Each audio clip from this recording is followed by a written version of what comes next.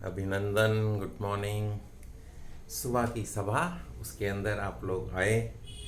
आप सभी का एक बार फिर से स्वागत करते हुए आपने मंत्रों का उच्चारण किया, आपने सूक्ष्म व्यायाम किए, सूर्य नमस्कार किया और सांस की गति थोड़ी सी बढ़ी होगी।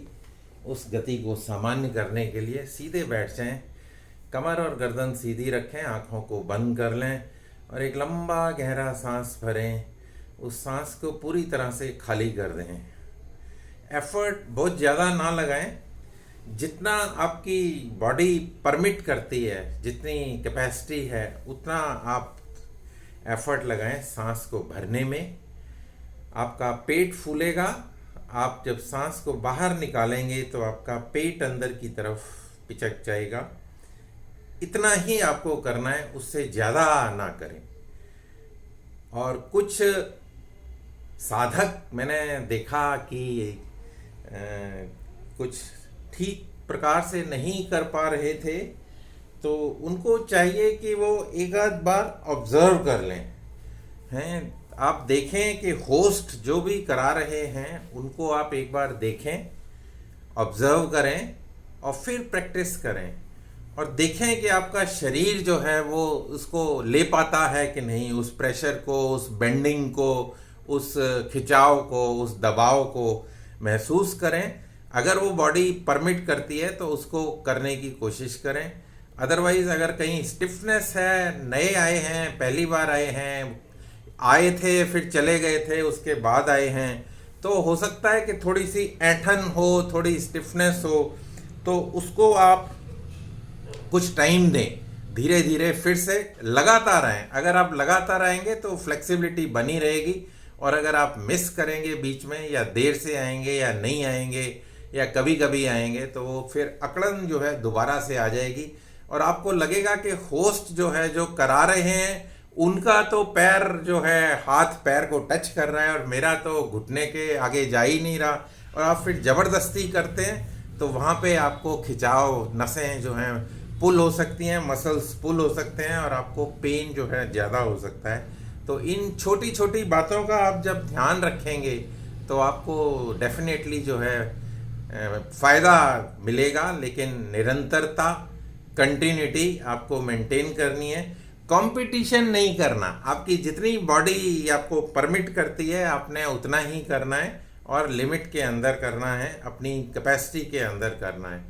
ये तो मेरा ऑब्जर्वेशन था। मैं देख रहा था कि कुछ लोग जो कह रहे थे, जो इंस्ट्रक्शन मिल रही थी उसके कुछ और कर रहे थे और कुछ लोग जो है उसको गलत तरीके से कर रहे थे। शायद उनको कुछ हो सकता है कि कुछ दिनों के बाद आए हों तो उनको कुछ पिकअप करने में टाइम लग रहा हो। सो आप ऑब्जर्व करें। एक दिन अगर आप आते हैं कई दिनों के बाद तो आप एक दिन ऑब्जर्व करें, कुछ टाइम ऑब्जर्व करें और फिर उसको अभ्यास करें और अलाइन करें कि जो इंस्ट्रक्शन मिल रही है उसी को फॉलो करें, उसी के हिसाब से करें तो आपको ज़्यादा फायदा होगा।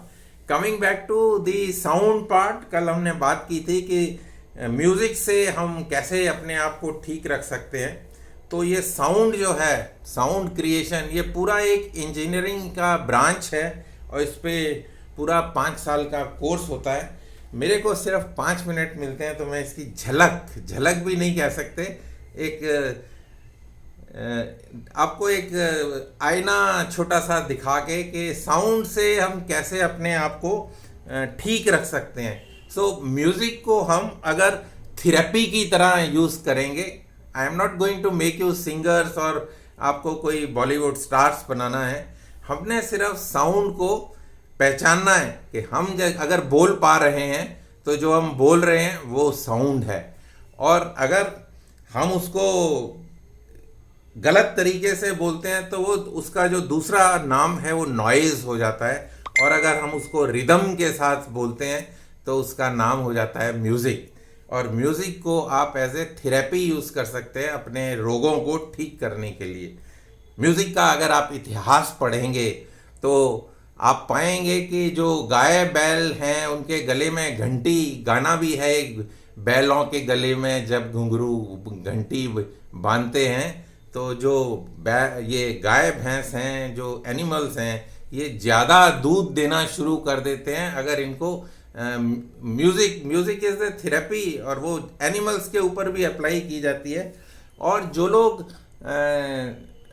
जिनको मेंटल कुछ इश्यूज रहते हैं, दिमाग से कनेक्टेड इश्यूज रहते हैं, वहाँ पर भी म्यूज़िक की थेरेपी को यूज़ किया जाता है। और साउंड की थेरेपी जो है उसको भी कुछ स्पेसिफिक टाइप की जो बीमारियां हैं उनको ठीक करने में किया जाता है। नाउ कमिंग टू कि हम जैसे एक बिल्डिंग है और आप फर्स्ट फ्लोर पे रहते हैं, आपने सीढ़ियाँ चढ़ी, आप सीढ़ी चढ़ के अपने घर के अंदर चले गए, आप सीढ़ी उतर गए और घर से बाहर निकल गए। नाउ उसके ऊपर एक मंजिल और है, उसके नीचे बेसमेंट है। आप अपने ग्राउंड फ्लोर से चढ़े, घर तक अपने मंजिल तक आए और 2 सीढ़ियां आपने और ऊपर चढ़ी, और फिर आप नीचे गए और बेसमेंट की 2 सीढ़ियां आपने और नीचे उतरे। यानी कि अगर 7 सीढ़ियां हैं, अगर मैं म्यूजिक की बात करूं तो सा रे गा मा पा धा नी सा, और उसके ऊपर तार सप्तक बोलते हैं तो सा रे और नीचे आएंगे तो सा नी धा पा मा गा रे सा नी धा। तो वो स्लो वाली आवाज़ है, ऊपर तेज वाली आवाज़ है, और नीचे से ऊपर वाली आवाज़ को हम रेंज बोलते हैं, रेंज। तो आपके गले की रेंज जब बढ़ती है तो आप अपने आवाज़ के अंदर और सुधार कर पाते हैं। कल हम इसके ऊपर सीढ़ी के जो एग्जाम्पल दिया, इस पे कुछ अभ्यास करेंगे प्रैक्टिकल। आज के लिए इतना ही रखेंगे, मेरा टाइम ऑलरेडी 7 मिनट हो चुका है, तो आई विल स्टॉप हियर। आपके साथ बात करके अच्छा लगा। आप सभी का शुक्रिया, धन्यवाद। थैंक यू गोपाल भाई साहब, बहुत बहुत शुक्रिया। जो समय है हमारा प्राणायाम का समय। सबसे पहले भक्ति का प्राणायाम, मेरुदंड